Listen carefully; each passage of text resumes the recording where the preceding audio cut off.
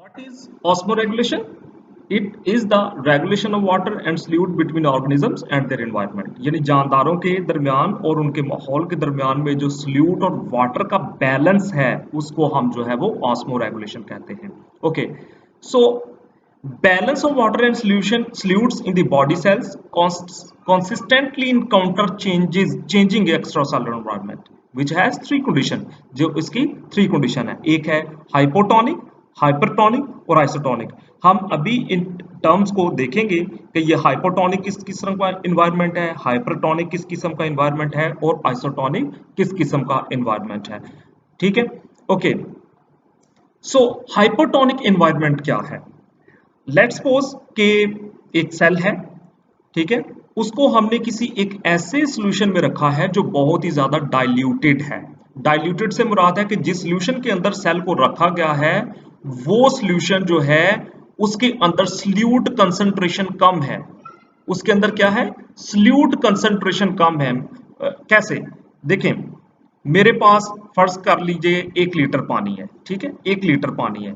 उस 1 लीटर पानी के अंदर मैंने 1 ग्राम जो है वो ग्लूकोज ऐड कर दिया. ओके, उस 1 लीटर पानी के अंदर मैंने 1 ग्राम ग्लूकोज ऐड कर दिया और इस हिसाब से वो जो 1 लीटर पानी और 1 ग्राम ग्लूकोज का जो मेरे पास सोल्यूशन बना है वो डाइल्यूट है.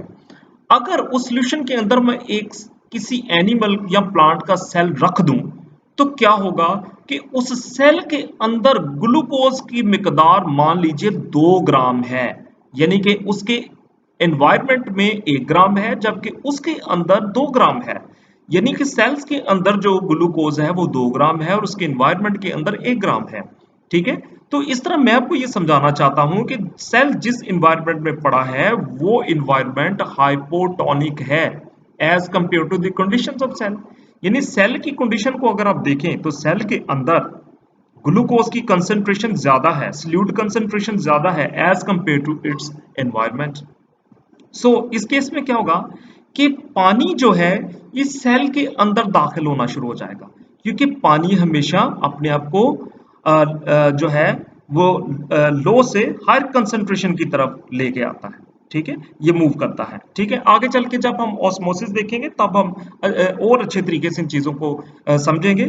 फिलहाल आप इतना समझें कि जो हाइपरटोनिक सॉल्यूशन है ये किस किस्म का सॉल्यूशन होगा. ठीक है, तो नेक्स्ट इसी तरह हम एक और सॉल्यूशन बनाएंगे. उसमें हम अगेन 1 लीटर पानी लेंगे. अब हम उस 1 लीटर पानी के अंदर 5 ग्राम जो है वो ग्लूकोज ऐड करेंगे. अब जो मेरे पास सॉल्यूशन बना है वो कंसंट्रेटेड सॉल्यूशन है, यानी ये ऐसा सॉल्यूशन है जिसके अंदर ग्लूकोज की मिकदार या सल्यूट की मिकदार ज्यादा है. अब मैं ऐसे सॉल्यूशन के अंदर जो है एक एनिमल या प्लांट सेल को रखूंगा. ठीक है, अब इस बार जो है वो सेल के अंदर ग्लूकोज की मिकदार जो है वो कम है as compare to its environment. तो इस हिसाब से जो सॉल्यूशन है, जो एनवायरनमेंट है, ये हाइपरटोनिक है, यानी कि बाहर जो टॉनिसिटी है, बाहर सल्यूट कंसंट्रेशन जो है वो ज्यादा है, एनवायरनमेंट की टॉनिसिटी ज्यादा है. टॉनिसिटी मीन कि बाहर के माहौल में सल्यूट कंसंट्रेशन ज्यादा है. ओके, तो ऐसे माहौल को हम क्या कहेंगे? Hypertonic environment. Now isotonic environment, ऐसा सॉल्यूशन, ठीक है, ऐसा सॉल्यूशन मान लीजिए इसमें मैंने अगेन जो है वो 5 ग्राम ग्लूकोज ऐड कर दी है. इसका मैंने एक सॉल्यूशन तैयार कर लिया है. ठीक है, तो मेरे पास ये एक सॉल्यूशन बन गया है. अब मैं इसके अंदर एक सेल पुट करूंगा. ठीक है, इसके अंदर एक सेल को रखूंगा और देखूंगा कि अब क्या चेंज आएगा. देखें, इस केस में सेल के अंदर भी 5 ग्राम ग्लूकोज है और सेल के बाहर भी 5 ग्राम ग्लूकोज है. तो ये बैलेंस है.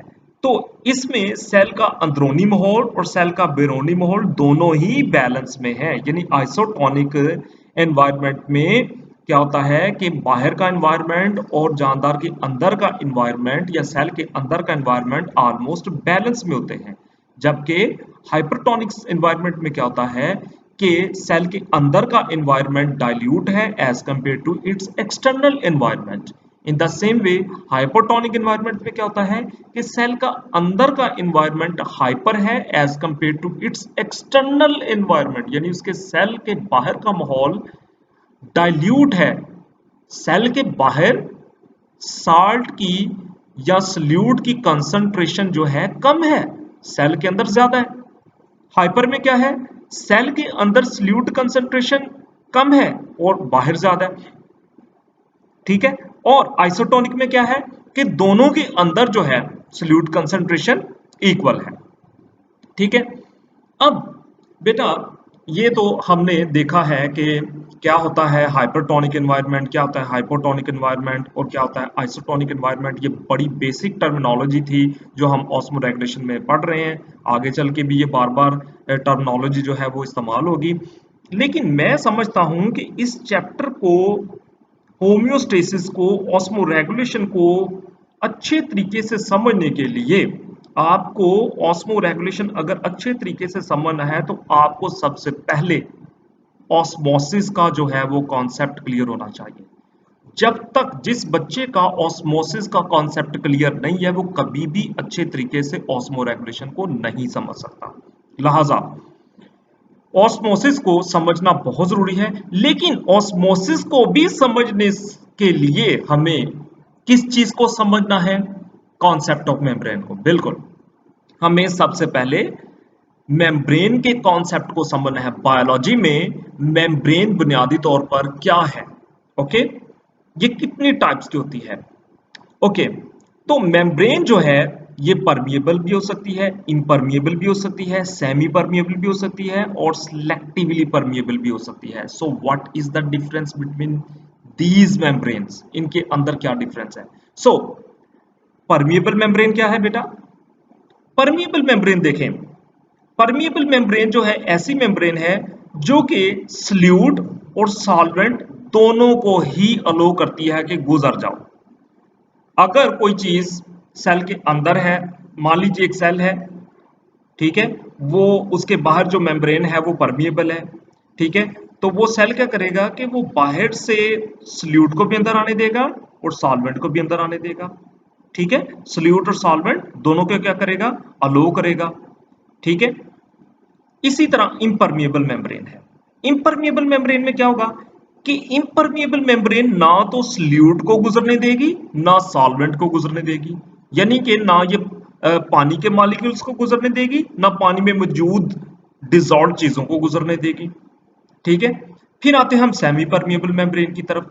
जी, सेमी परमिएबल मेम्ब्रेन बेटा क्या करती है कि ये मेम्ब्रेन पानी के मॉलिक्यूल्स को तो आने देती है, पानी के मॉलिक्यूल्स आ जा सकते हैं सेल के अंदर और बाहर, पानी के मॉलिक्यूल आ जा सकते हैं, लेकिन ये सल्यूट के मॉलिक्यूल्स को कभी भी अलो नहीं करती, इसलिए इसको सेमी परमिएबल मेम्ब्रेन कहते हैं। सेमी मीन कि ये सॉल्यूशन के एक कंपोनेंट को अलो करती है, दूसरे कंपोनेंट को ये अलो नहीं करती।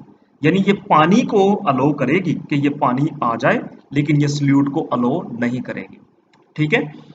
लिहाजा ऐसी मेम्ब्रेन जो सिर्फ और सिर्फ जो है ये सॉल्वेंट जो है इसको अलो करे और सल्यूट को ना अलो करे, इसको हम जो है वो क्या कहते हैं, सेमी परमिएबल मेम्ब्रेन। और अब आती है सिलेक्टिवली परमिएबल मेम्ब्रेन। ये जो सिलेक्टिवली परमिएबल मेम्ब्रेन है बेटा, ये एक्चुअली में बायोलॉजिकल सिस्टम्स के अंदर पाई जाती है। ये मेम्ब्रेन आपको बायोलॉजिकल सिस्टम्स के अंदर मिलेगी, जानदारों के सेल्स के अंदर मिलेगी। अब ये मेम्ब्रेन क्या करती है और ये सिलेक्टिव सेमी परमिएबल मेम्ब्रेन से किस तरह डिफरेंट है, देखिए।